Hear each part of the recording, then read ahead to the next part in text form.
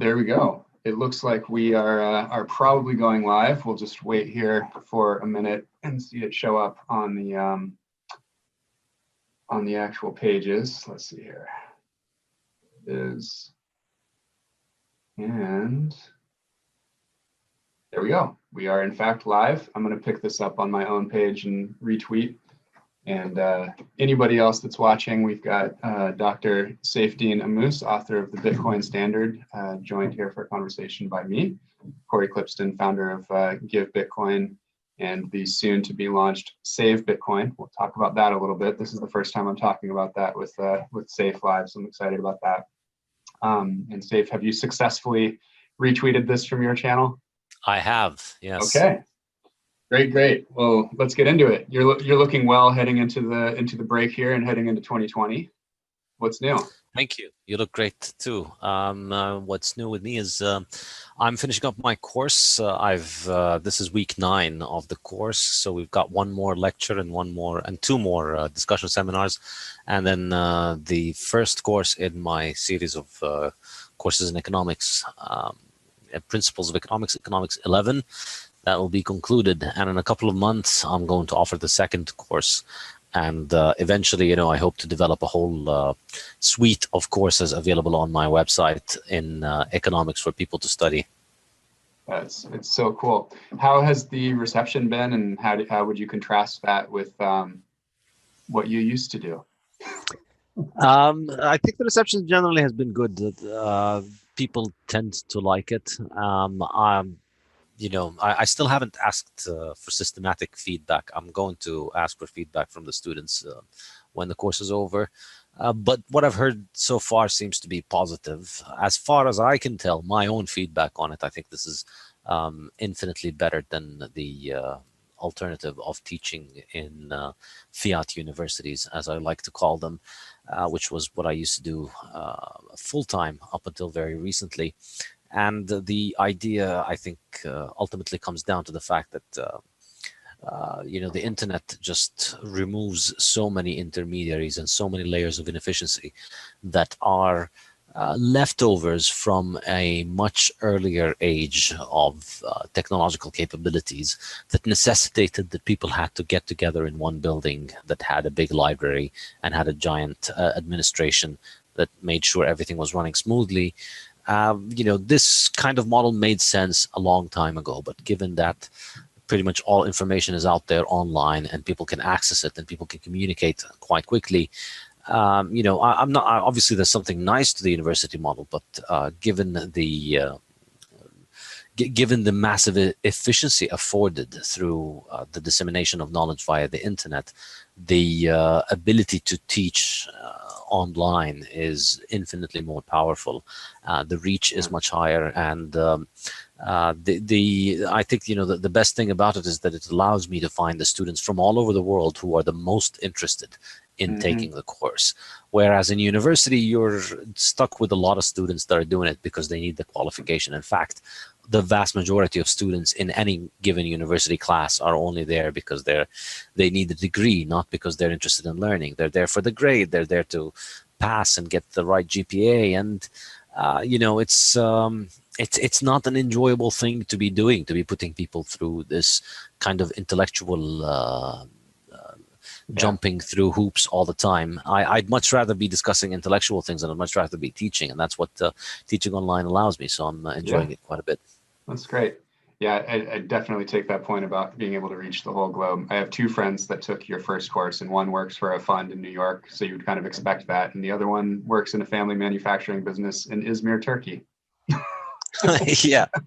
And he was in the class too, Exactly. I love this. It's the variety of students that I get from all over the world, quite literally. I mean, from 5 continents, any variety of countries and ages and everything. And, it's just anybody who's interested in this topic can join and can have an interesting discussion and conversation about it. And I think it's wonderful. I love being able to do this full time, and Bitcoin fixed this. Indeed.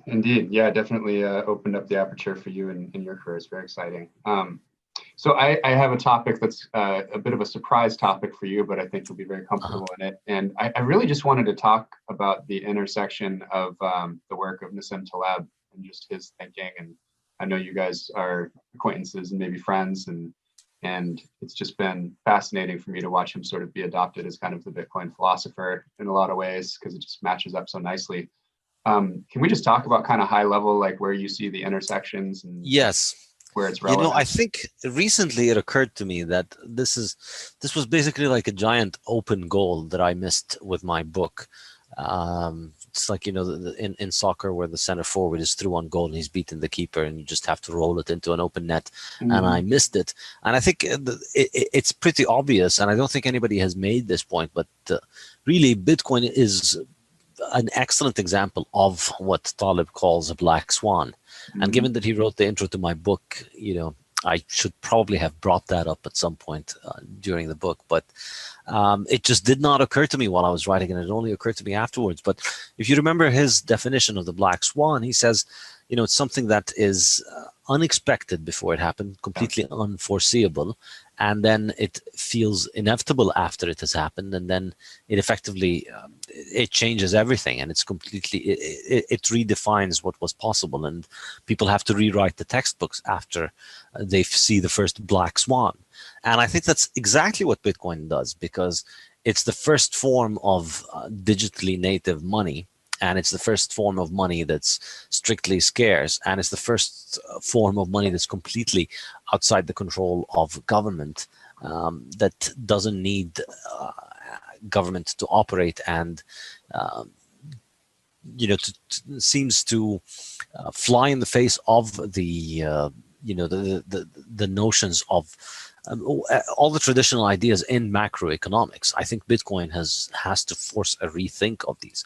Most important being, in my mind, my hobby horse, the fixed supply of Bitcoin, because you know Mhm. all of the macro textbooks assume that the money supply has to increase, and the only question is how much and who gets to increase it, and how do we determine who gets to increase it, and all of these political and economic problems around it. And yet Bitcoin is this, you know, this black swan. This is just a money whose supply doesn't increase, and it Yeah. continues to work. 10 years later it's still operational. 11 years later now. Yeah. It very much that black swan of like, oh, maybe money supply doesn't have to be fixed. Something that happened at the same time as Bitcoin launching was like, oh, well, maybe house prices won't always go up in the US. It's very similar. Yes. So yeah, I think the black swan thing makes a ton of sense. I'm very partial to thinking of, you know, Bitcoin as anti-fragile, and, you know, just thinking of almost all good things in life essentially mapping to a call option function, just something with limited downside that can't really be killed or cost you too much, but has essentially unlimited upside. And it's been nice to see a resurgence of that article from 2011 by Gwern, which basically just talks about, like, you know, once Bitcoin is alive and you can't kill it, eventually it'll be big because you can't kill it. Yep. Which is kind of like George Harrison's wife, you know, answering the question of like, how did you stay together all these years? And she said, well, we didn't get divorced. Well, Bitcoin can't get divorced from the internet or humanity at this point. Like, it's here for Yeah. good. So at some point, it's Yeah. probably going to be pretty big. It's ever after, and it's up to you to make it happily. Yeah, yeah, that's true. That's true. Um, so like, I want to plumb the depths here. So like, thinking even further. So what does sort of anti-fragility mean to you with regards to Bitcoin? Yeah, that's the other thing. This one I did mention in my book. That open goal I did exploit. Yes. But personally, for me, I really started taking Bitcoin seriously around 2013. And it was in particular the fact that it was continuously being written off and yet continues to refuse to die. And so I heard about Bitcoin earlier, but I never really studied it closely or took it seriously until 2013 really is when I started really trying to dig in and try and understand it. And before that, you know, there was always this, in my mind, there were all these scenarios of how Bitcoin dies, or how this beautiful experiment ends, or how this experiment is resolved, to borrow a phrase from somebody who called another one of the famous obituaries of Bitcoin. How would the Bitcoin experiment be resolved? There were always all these ideas in my mind, and ultimately it was when I started seeing those scenarios actually play out, and instead of watching Bitcoin die as my theories as my ideas had anticipated, instead of watching it die, you see it continue to survive and thrive and grow. That's when I started thinking, yeah, there's something very vivid about the economic incentives that make this thing work in a way that is really anti-fragile, as Taleb describes it, in that the adversity that the things that you would expect to be adverse for Bitcoin, the things that you would expect to be bad for it, tend to reinforce its value proposition. And it's just because it's such a powerful force of economic incentives. It's a it's a mechanism that allows that offers people very strong incentives to act in a certain way. It seems to constantly reshape, these incentives seem to constantly reshape whatever conditions, whatever adversity befalls Bitcoin into an incentive for people to act in a way that strengthens Bitcoin further. And so we've, with all kinds of bad news that happen, yet Bitcoin continues. And for me, for instance, I remember the Silk Road in particular. It was, in my mind, I thought at some point this thing starts to become too big. They'll find some website or some blog or anything that is using Bitcoin and find some person who's responsible for it and, make an example from them. And then nobody wants to be caught holding Bitcoin, and then everybody wants to get rid of Bitcoin, everybody wants to sell it, and then the price crashes, and then the security of the network falls apart. This was initially how I thought it could fail, and yet the Silk Road came and went, and after the Silk Road happened, you didn't witness Bitcoin collapse. In fact, you witnessed the price of Bitcoin rise significantly, and you witnessed the number of transactions on the network continue to rise significantly. And so over time, that seemed to strengthen the network more, because it could be that, all of the news about Silk Road just ended up providing more marketing for Bitcoin. People became curious about it. People started to read more about it, and that just led to more interest. And so, and later on, now that years later, looking back, I think it was one of the federal agents who was involved in the Silk Road case said something along the lines of, I don't want to butcher their quote, but it was something along the lines of, when we heard about Bitcoin, we started investigating it. Initially, the initial idea was, how do we ban this thing? And then quickly our thinking shifted from banning it to using it in order to catch the bad guys. And quickly we realized that banning it was not practical. And it's quite amazing. It was a quote that was just given as a sort of, in an interview, as a little throwaway remark, but I think it's quite telling about the mysterious allure of Bitcoin, that the U.S. you would have expected that the U.S. government would have just said, somebody at the U.S. government at some level, in some bureaucracy or some agency, would have taken a decision to say, all right, this thing is illegal, or this thing is criminalized, or holding this is going to be punishable. But it didn't, and instead, it just, because it works and because it functions, the incentive for these government agents was to utilize it, to use it, and rather than to shut it down. They realized that this is too complicated to shut down. We're not going to get anywhere. And on the other hand, it's operational, and we could benefit from it. And of course, some of these agents later on were to, they were to be caught taking some of those Bitcoins. Some of those Bitcoins, or turning around and ending up working in the industry, was a pretty common path as well. as well, which I Kathy think, you Hahn know, and Drayson, and then I think the was Kid at the time was basically the one who kind of caught Ross, and he now is working on like a closed-end Bitcoin fund. oh, interesting. I did not know that. Yeah. I forget the guy's name, but he was like making the conference circuit earlier this year and being very quiet about who he was, but somebody pointed out exactly who he was, and he was at a Bitcoin conference, and Oh, yeah, interesting. super interesting. I'll have to find out the guy's name. Yeah. Good to know. Today I Yeah. learned. So let's talk about some things that are very optimistic for Bitcoin.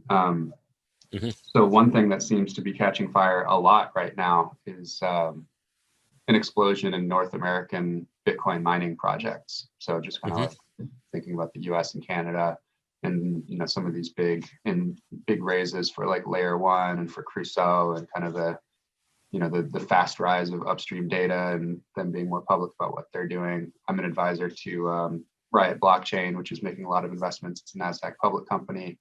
I'm curious what you're seeing. Like, what does that mean? And obviously that's probably very good for Bitcoin, but like play that out a little bit and get creative. What does it mean for us? I think it's really interesting because one fascinating thing about all of the hysteria that you hear about, oh, Bitcoin's going to boil the oceans, or Bitcoin is consuming more electricity than Ireland or Switzerland or Denmark or whatever. I don't know which country we're at now. I think we just passed Denmark. I recall that a couple weeks ago. Yeah, well, we don't really need Denmark anyway. I think we can take all of their electricity. They have good forests. The Danes can just burn wood. It's fine. Yeah, I mean, it's. I think that entire idea of just thinking of electricity consumption as if it is, as if humans are just consuming manna from heaven. That it's, the angels drop electricity onto us, and we need to think about a fair way of apportioning it amongst us. And that means that you and I shouldn't be spending too much electricity on things that don't really need it. I think that's just a pretty absurd way of understanding electricity, because electricity is an economic resource that's produced. So people produce it when you pay them to produce it. And if you pay them to produce it for you, then, you decide that it's worth paying for, then you've decided that it's worth it for you, and you've paid for it. And it's, we're not competing for the same limited pie of electricity. We can keep making more, and if you pay people to make more electricity, they'll make more. But so Denmark or Switzerland or whatever country Bitcoin is at this point, if that is indeed the case, it's a big place. They've got a lot of power plants and factories, and they've got a lot of chimneys that are issuing out a lot of smoke every day.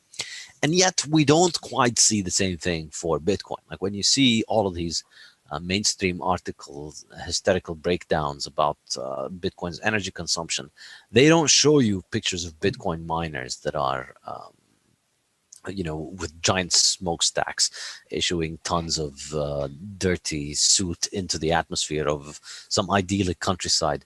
You would expect that, after getting to the scale of Denmark or Switzerland, by this point, Bitcoin would have one dirty smokestack somewhere that some journalist could find and photograph and put on the front page of their fiat newspaper and get extremely agitated about.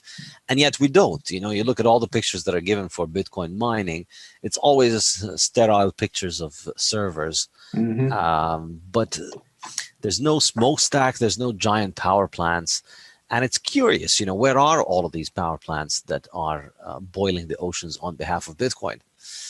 And the answer is, yeah, you want to take that? I was just going to say, I usually just say, like, it's basically a race to zero. You want to have as close to zero cost of power production as possible, and that's always going to trend toward renewables. Exactly. And no matter how much Bitcoin moves, no matter how profitable mining Bitcoin is, because the price of Bitcoin rises, the difficulty adjustment is always rising as well, in order to catch up and reduce the profitability of the least efficient miners, and only ensure that the most efficient miners are the ones that are most profitable. And so the reality is, power fossil fuel power is just never going to be competitive on the Bitcoin market, on the Bitcoin mining network.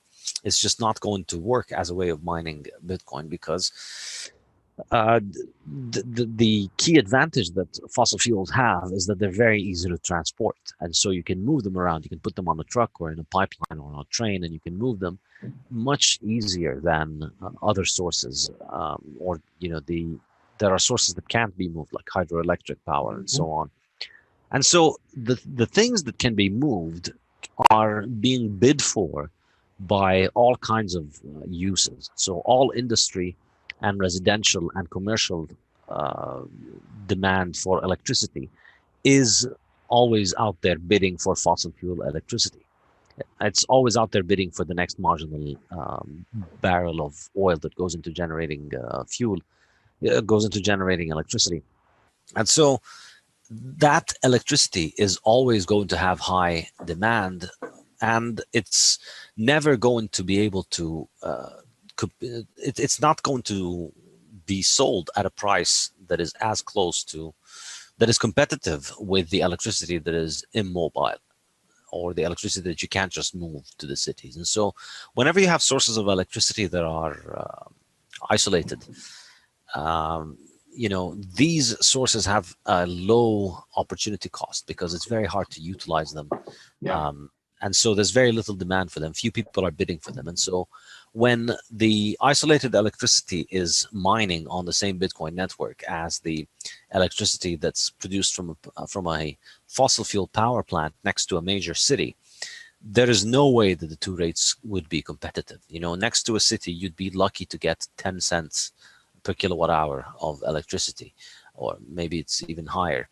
But with hydroelectric or isolated power in in remote areas, you could get electricity at 1 or 2 or 3 cents per kilowatt hour. And so when the mining difficulty rises, the miners that are connected to the electricity grid that's powered by fossil fuels will not be profitable, and the miners that are connected to the cheap isolated energy will be profitable. And that's why you'll never find a giant power plant that is that is being dedicated toward Bitcoin mining.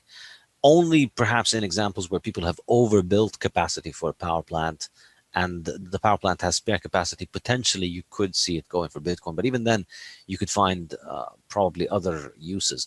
Bitcoin continues to just go to the places where the energy is already there, the energy is already being wasted. Because the unique thing about Bitcoin is that it's the only use of energy that is location independent. It's the only way that allows you to sell energy without having to transport it.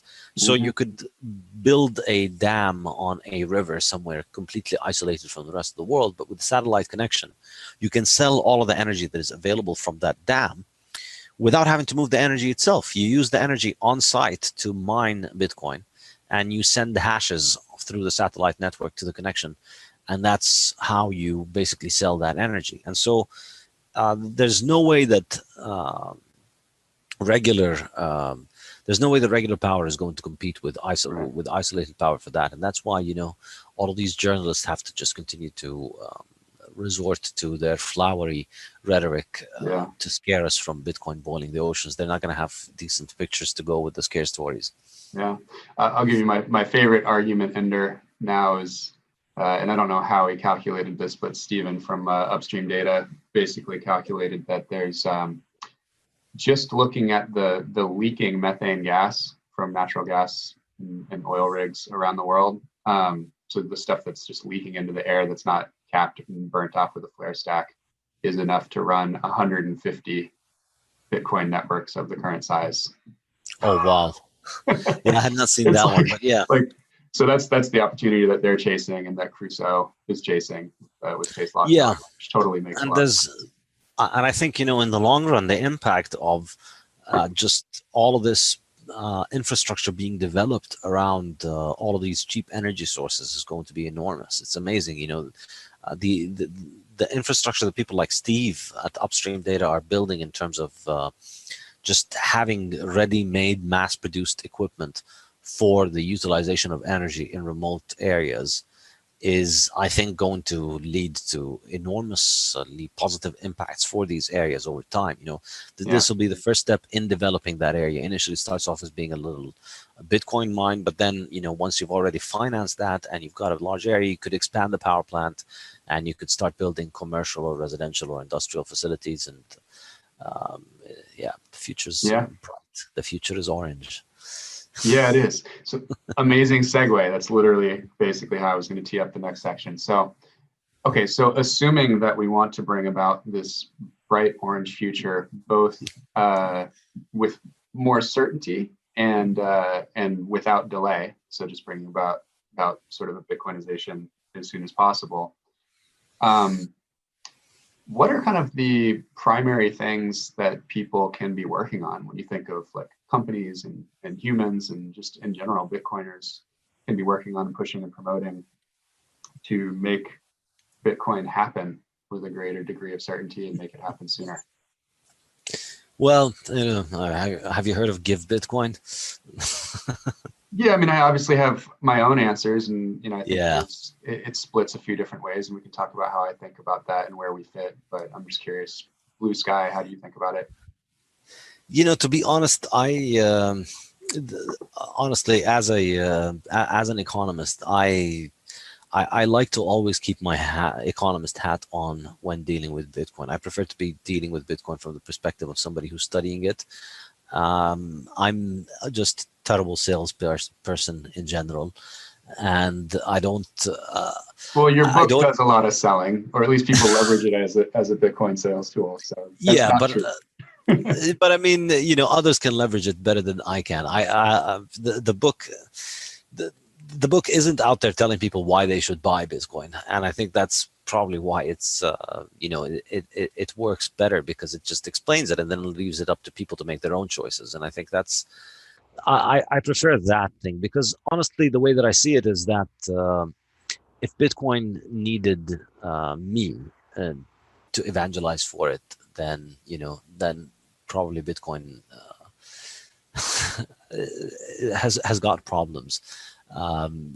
If it's counting on people like me doing the work, then it's obviously not going to work, I think, because I think the what really ultimately matters is the economic incentives. This is not like a political movement where we need to get a number of people to sacrifice money and resources and time in order to achieve a specific end. Generally, that kind of this is a very different kind of situation that we have here in Bitcoin, because Bitcoin is an economic movement. It's not a political movement, and so it's effectively going to if it provides incentives for people to use it, then people will use it, and they will uh, uh,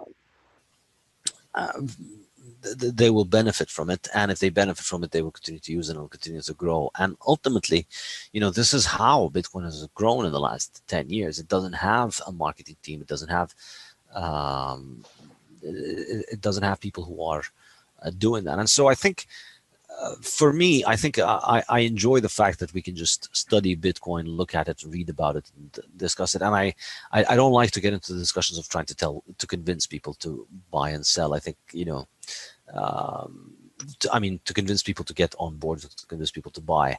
But what I think, I think rather than try and evangelize, writing the book or working with something like Give Bitcoin is a much more useful thing Yeah. to do than classic evangelism, in a sense, because this is the book. The book in a sense gives my explanation for why I think Bitcoin is important, and Give Bitcoin is a great way for people to understand how to. Or for people to be able to Well, bring in their friends into Bitcoin and yeah. understand it. Well, appreciate that.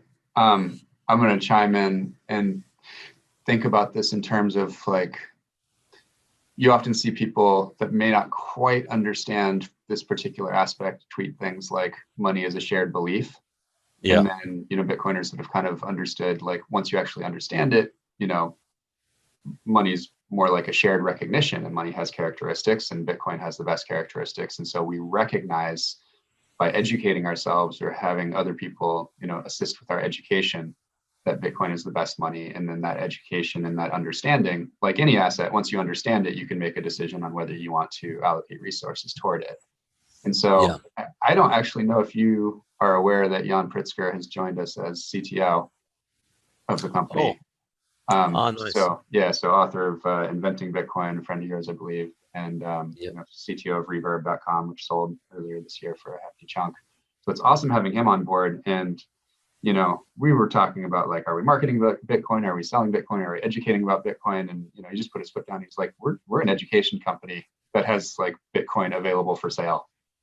And it's totally true. And that kind of fits with my experience. The best way to steal your resolve and allocate some of your liquid resources into Bitcoin or free up some money for Bitcoin is just really understanding it deeply and feeling comfortable with that investment decision, and not being one of those suckers that's going to, buy high, sell low, just hodl. That comes through understanding. So that's really, that's been our mission. And it's been, even more clear as we've spent more time with Jan over the last couple of weeks, kind of crystallizing what we're about. And it really is just, education and community and resources that, let you buy Bitcoin for other people through Give Bitcoin. And then I don't know if we're launching Save Bitcoin in January, which is basically just a super simple sign up for recurring purchase. So dollar cost average purchases of Bitcoin straight from your bank account every month or every week. So we'll be out with that in Q1, hopefully by January. Nice. So that's pretty cool. So let's see, what else do we want to talk about? Are you coming out for Bitcoin 2020 in San Francisco in March? I'm not, no. Where can we see you? No? That's too bad. No, I'm going to be in Las Vegas for the Unconfiscatable conference on February 20th, 21st. I didn't realize that was coming up. I'll come out for that. The Tone Vase conference. Yeah, I'll be there. Yeah, nice. I'll probably come for a day trip. I'll be in Panama on March 12 and 13. What's that for? The Bitcoin Latin America conference. Oh, nice. That's in Panama. I didn't realize that. That's very cool. Are you doing anything for this this Bitcoin? It's the Block Summit LA. It's the Block Summit Latin America. Latin America. Okay, yes. Very cool. So another topic I did want to hit is just thinking about like kind of just putting a finer point on where the divide is in Bitcoin today, and this moves between the technology layer and the social layer. Mm-hmm. And just how elegant that sort of setup was, and understanding that the incentives would make that sort of construct itself over time, and that humans would essentially continue to shape it and keep it, within some sort of range of continuing to grow the thing. Like, when you think about, call it layer one or the technology layer, like, where are the bounds of that today versus where it may have been in the past, and where do you think it's going? And then, what is kind of up to us as humans, as Bitcoiners, to be doing with it? I mean, I think really ultimately, the way that I see it is that the technical stuff, the importance of it is the integrity of the network and the safety of the transactions and the maintenance of the monetary policy. And that's effectively, Bitcoin works as long as it allows the toxic people who believe in crazy monetary ideas like a limited money supply. As long as we can continue to have our money supply limited in its supply, and Bitcoin continues to thwart the inflationists, then it works. That's really the challenge, because if it succumbs to the inflationists, then it doesn't really matter. We don't need, if you so compromise, basically, Bitcoin is the hard cap. That's what it is. Yeah, basically. Yeah. As far as I can see it, I think ultimately this is what. And so the social layer is just a lot of people that are very vociferous about wanting to maintain the hard cap, and that can be broken. I think so, and this is why the intransigence and toxicity can be helpful.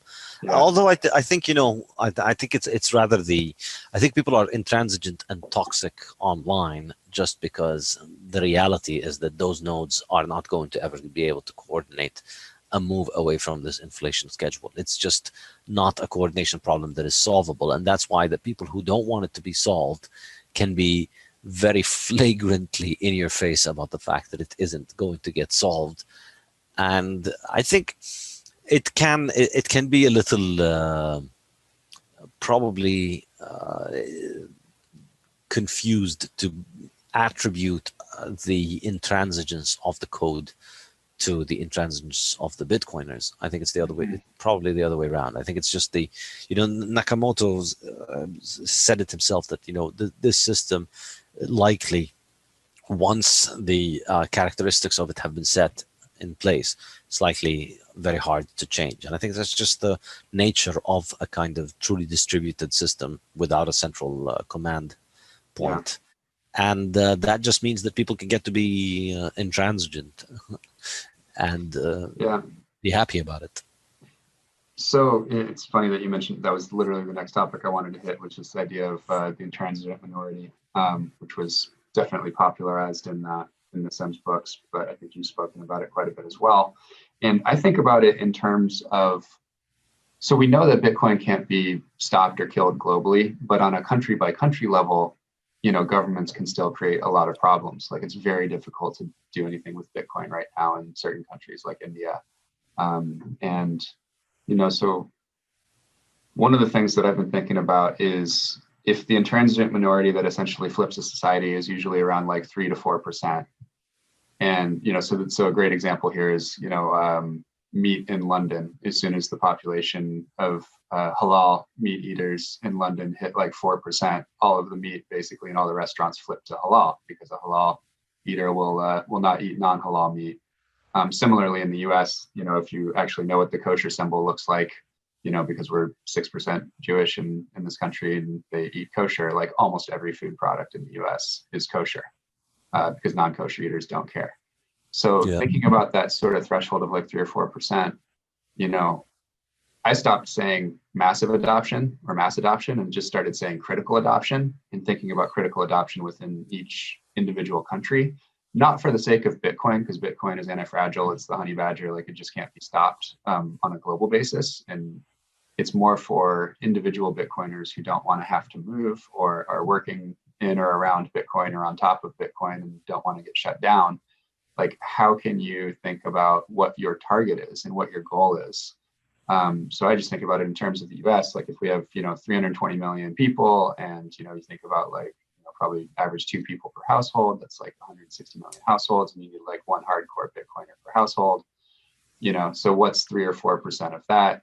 We probably need like, 7 to 10 million people, individual humans in the United States who like own some Bitcoin and have some skin in the game and understand it well enough to care and might show up at a town hall meeting in a certain San Fernando Valley congressional district to talk to Mr.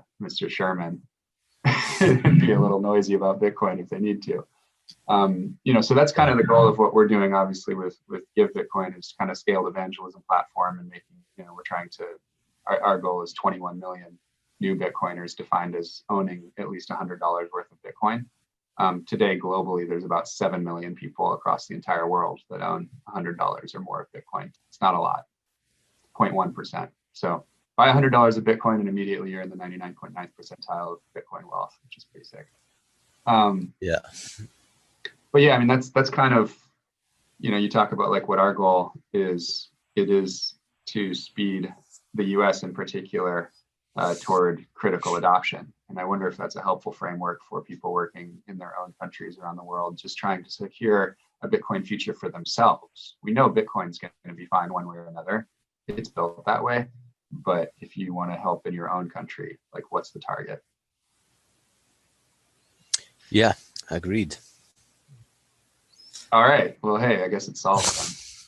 Yes. Just got to go and educate a lot of people about Bitcoin so that they recognize it as a better money, and then want to buy some or give some to friends.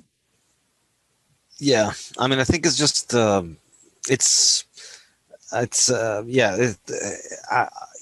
Being a force of economic incentives. I think, to go back to the thing that I was saying earlier, it's ultimately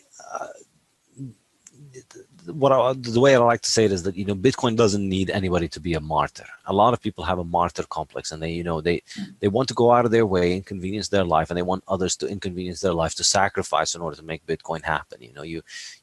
And some of this is the people that will really inconvenience themselves and pay a cost in order to be able to say things like, I only spend Bitcoin, or I only hold Bitcoin. And if Bitcoin needed us to act against our economic incentives in order for it to succeed, then it won't succeed. It's just not going to be able to convert 7.5 billion people by explaining Austrian economics to them.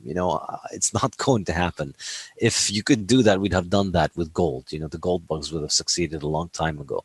But that's just not going to happen. This is not a political movement. This is economics. And so the way that I see it is that, that if you want to help Bitcoin, then think about it from the perspective of, how do you do it in an economically viable way? How do you do it in a way that is economically valuable? And the way that you can tell that it's valuable is that if others are paying for it. And so, I emphasize, I always try and say this to people.